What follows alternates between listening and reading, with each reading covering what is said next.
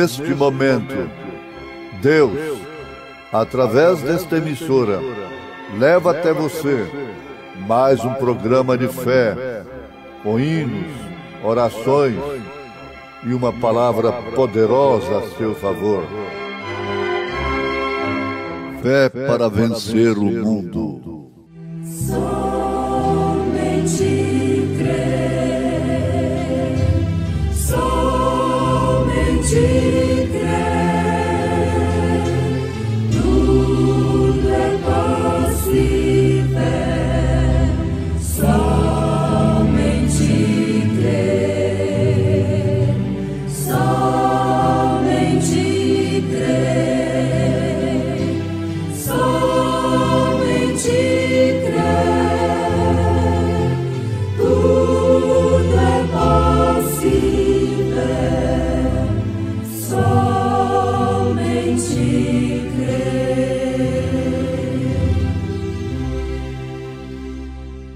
Ora, se prega que Cristo ressuscitou dos mortos, como dizem alguns dentre vós que não há ressurreição de mortos? E se não há ressurreição de mortos, também Cristo não ressuscitou. E se Cristo não ressuscitou, logo é vã a nossa pregação, e também é vã a vossa fé. E assim somos também considerados como falsas testemunhas de Deus, pois testificamos de Deus que ressuscitou a Cristo, ao qual, porém, não ressuscitou, se na verdade os mortos não ressuscitam. Porque se os mortos não ressuscitam, também Cristo não ressuscitou. E se Cristo não ressuscitou, é vã vossa fé, e ainda permaneceis nos vossos pecados. E também os que dormiram em Cristo estão perdidos. Se esperamos em Cristo só nesta vida, somos os mais miseráveis de todos os homens. Mas agora, Cristo ressuscitou dos mortos e foi feito as primícias dos que dormem. Disse Jesus: ide por todo o mundo e pregai o eterno dom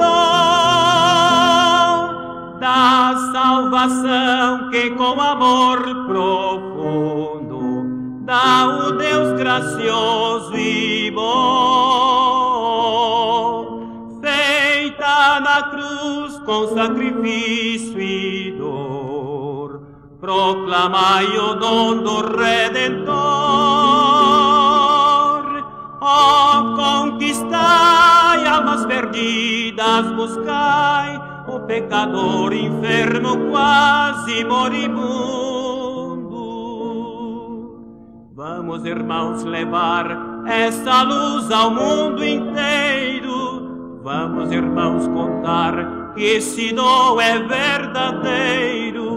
Vamos, irmãos, pregar muito confiados no Cordeiro, que na cruz já fez a nossa redenção.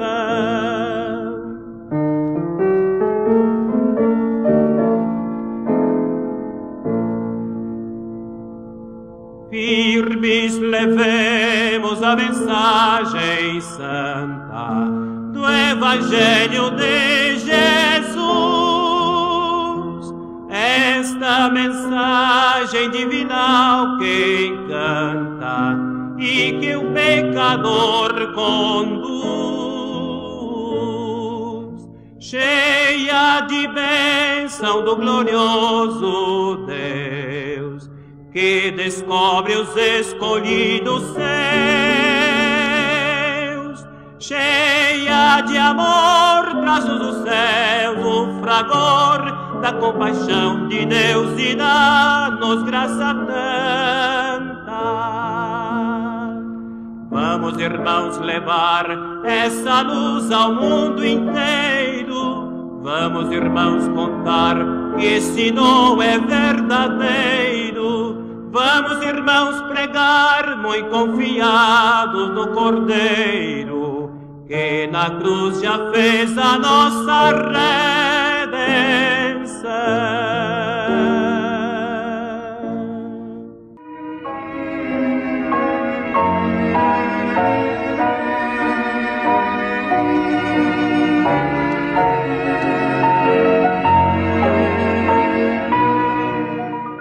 Ouvintes, aqui temos na carta de São Paulo, na sua primeira carta aos Coríntios, capítulo 15, um registro bíblico. Isto quer dizer a palavra de Deus, mostrando através do apóstolo a justificação da nossa fé. De todos quantos viveram e partiram, dormiram, morreram nesta fé. De todos quantos estão vivendo nesta fé. A justificação de que realmente a nossa fé não é vã. Ou a justificação pela qual a nossa fé não é vã. Você pode notar isto em 1 Coríntios, capítulo 15, e em todas as Escrituras, todas as referências. Isso é uma grande influência, ou por que não dizer a maior influência da vida cristã. A vida cristã não significa de forma alguma que somos infalíveis, que o cristão é um ser infalível. Não existe infalibilidade no ser humano, em homem algum. Só existe infalibilidade em Deus, somente em Deus. Só Deus é infalível. Mas essa infalibilidade de Deus é que faz com que nós sejamos crentes. É que fez com que Abraão fosse crente e fosse o pai da fé. E que leva o homem, o ser humano, o ser finito, o ser falível, a crer e viver sob influência do infinito, do infalível.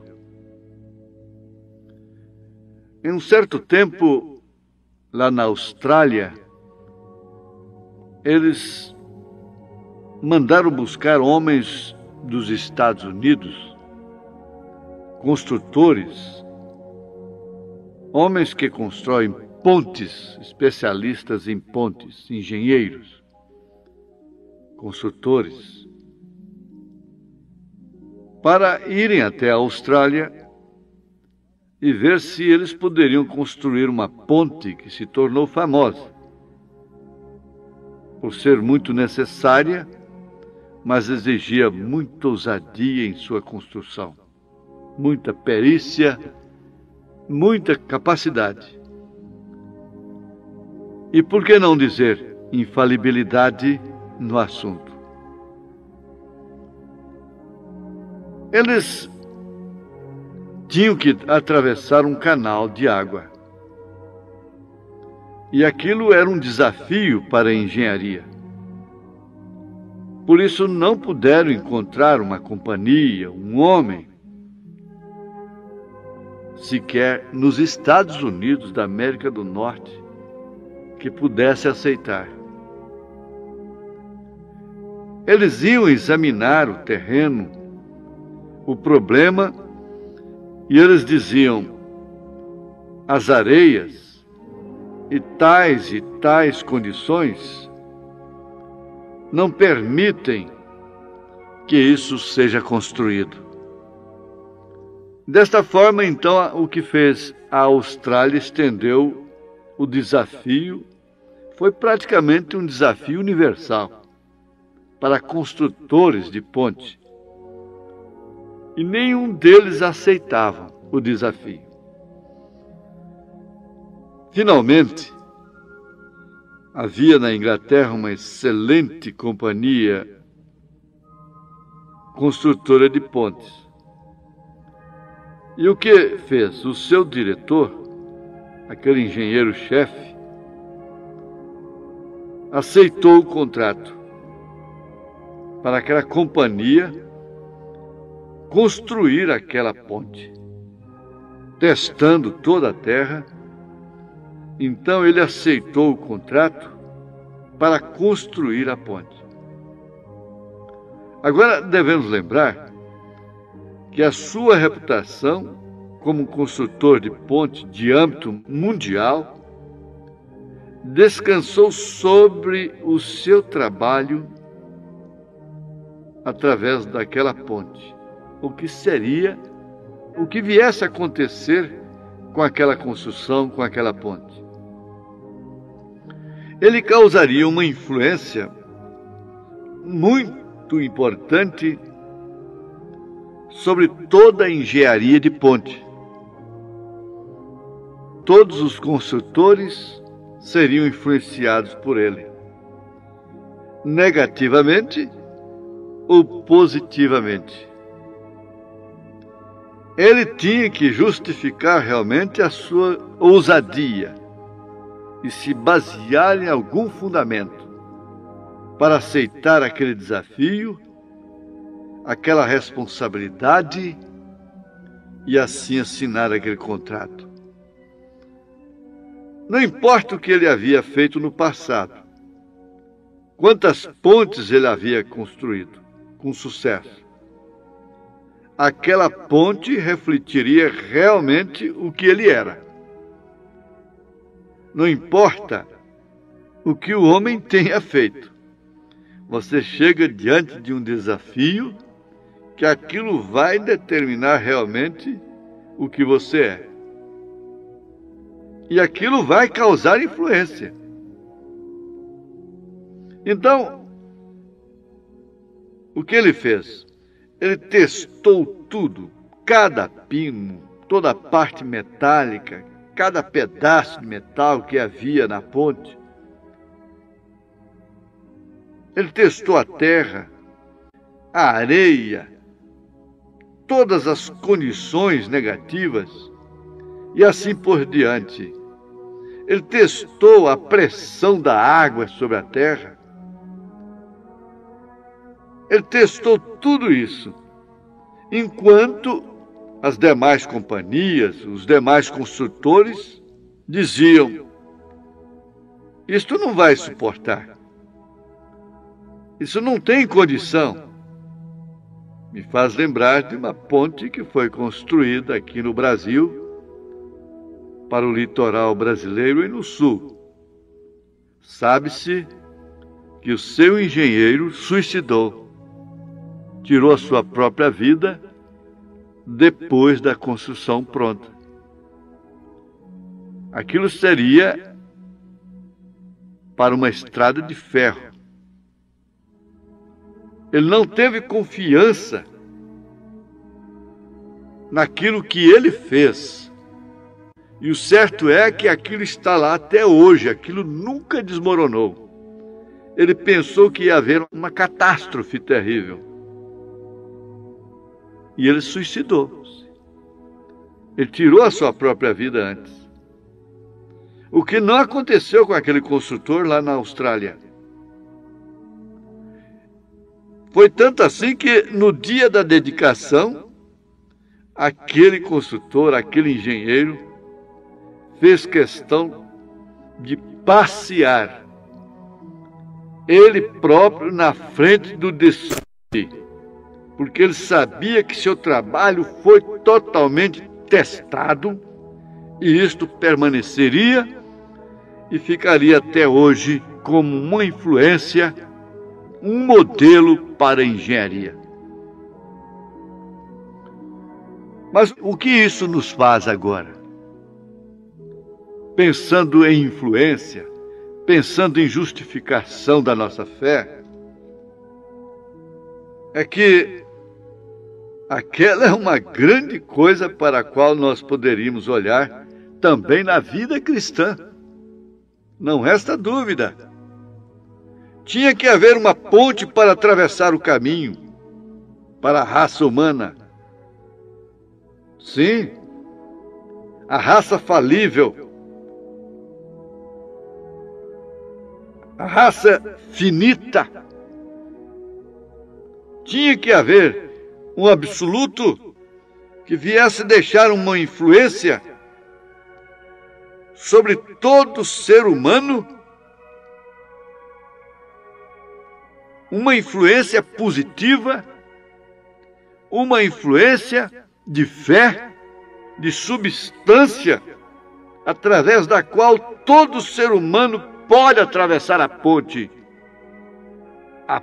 da morte, a ponte para a vida eterna. O caminho para a raça humana foi aberto. Não havia ninguém que podia fazer isto. Isso me faz lembrar o Apocalipse capítulo 5. Você lê e eu acho isso muito bonito, muito importante, muito substancial para a nossa vida. Falível como homem, como humanos. E João chorava amargamente, porque lá estava um livro fechado. Ninguém podia nem sequer olhar para aquele livro. Mas o ancião chegou e disse: não chore, João, porque o leão da tribo de Judá venceu. Ele vai construir essa ponte, através da qual você poderá olhar para este livro, e não somente olhar para ele, mas passear dentro dele, basear-se nele, viver dentro dele, comê-lo, doce na sua boca, amargo no seu ventre. Mas, veja, meus ouvintes, não havia ninguém que podia fazer essa ponte, nem um anjo, nem um arcanjo, nem serafim, nem querubim. Nós sabemos que os anjos atentaram para isto, mas não era para eles. Deus se fez carne, se fez humano, se fez homem. Emanuel quer dizer Deus conosco. Paulo disse que a igreja foi comprada com o próprio sangue de Deus. Agora, nenhum pastor, nenhum reverendo, nenhum papa, nenhum arcebispo, nenhum bispo, ninguém de boa e alta moral, nenhum doutor, nenhum PhD, ninguém poderia fazer esta ponte. Ninguém pode ser ponte. Igreja alguma é ponte, nem a minha, nem a de ninguém. Isto nos colocaria numa posição tão correta diante de Deus, e a coisa estaria totalmente diferente, e não haveria tanta gente confundida, porque, afinal de contas, Deus não é Deus de confusão. E aqueles que crerem nessa pedra, que na verdade é de tropeço, é de escândalo, não será confundido. Por que há tanta gente confundida com doutrinas, com profetas, com falsas doutrinas, falsos meios, falsos, e eles gritam, são falsos, e o povo está confundido. Não, o povo todo não. Pode-se confundir um pouco do povo por um pouco de tempo, mas não se pode confundir um povo todo por todo o tempo. Pode-se enganar um pouco do povo por todo o tempo, mas não todo o povo por todo o tempo. Isto quer dizer que um pouco do povo não será confundido.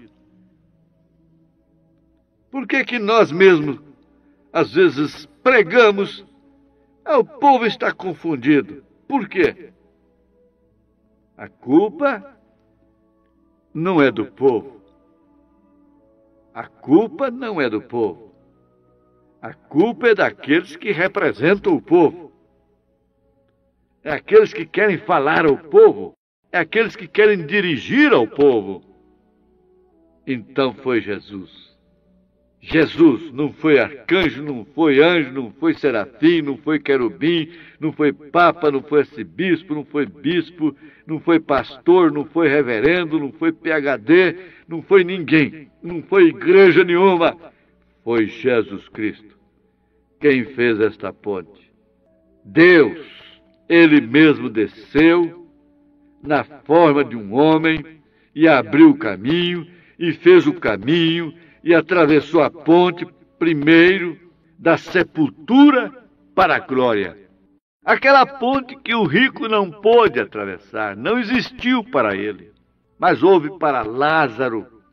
Aquela ponte que realmente foi encontrada, foi vista por todos aqueles que dormiram na fé, como Abraão e todos os patriarcas e todos os profetas, o próprio Jó.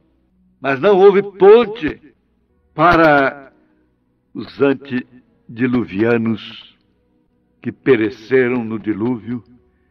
Não houve ponte para Absalão, para Balaão, para Balaque, para Abirão, para Coré, Datã. Não houve ponte para tantos outros no Velho Testamento, mas houve ponte para tantos outros no Velho Testamento.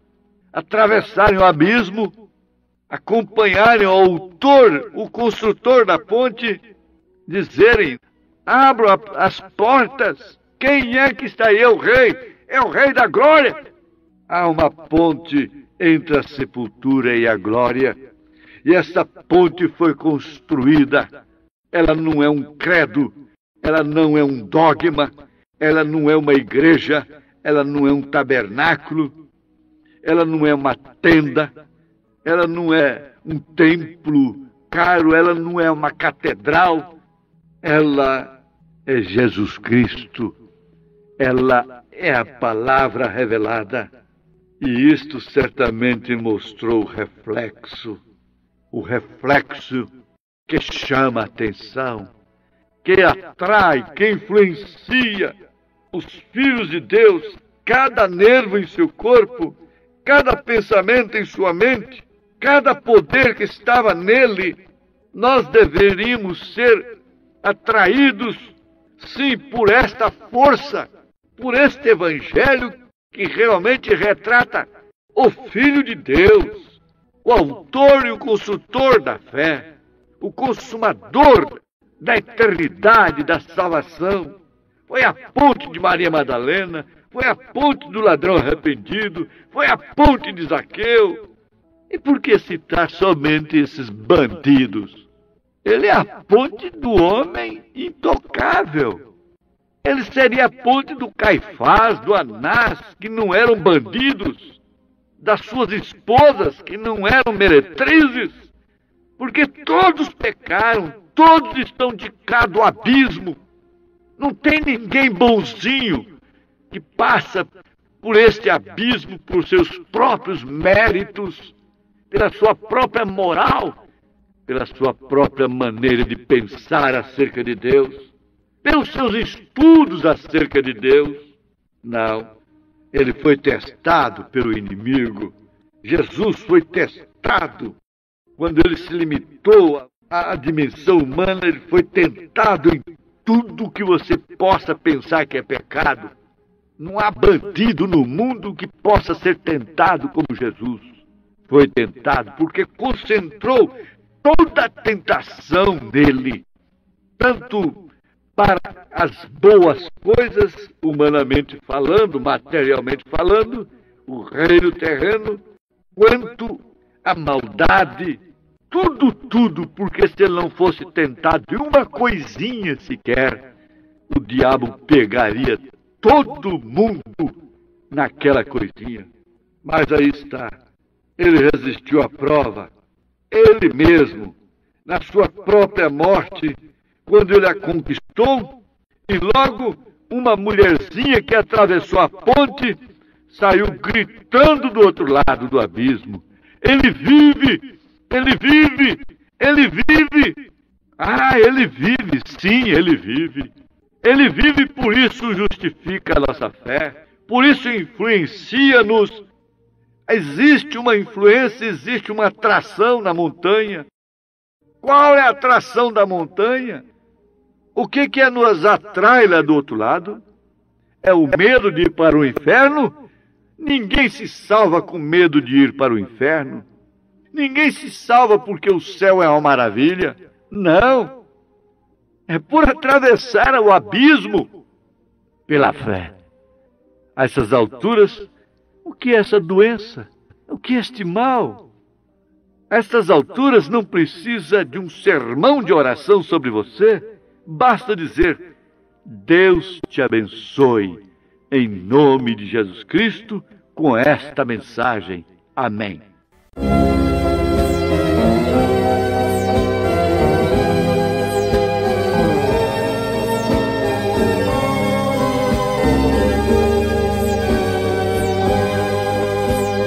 Deus fala comigo através do vento. Deus fala comigo através do meu pensamento. Deus fala, Deus fala. Conheço sua voz de amigo. Deus fala, Deus fala. Eu sei que Deus fala comigo.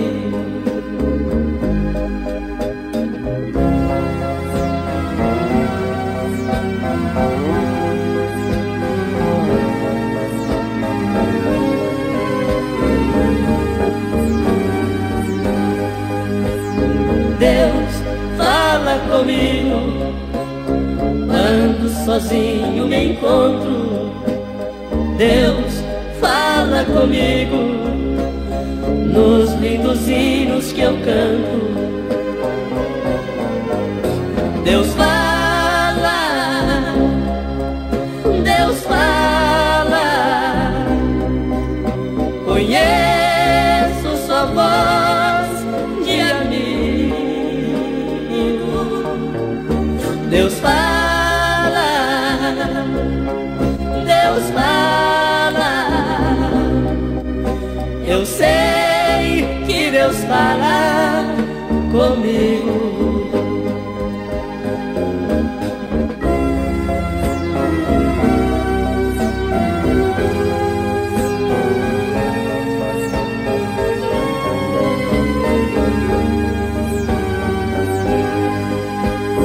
Deus fala comigo, por mais indigno que eu seja. Deus fala comigo no santuário da igreja. Deus fala, Deus fala. Conheço sua voz de amigo. Deus fala, Deus fala. Eu sei que Deus fala comigo.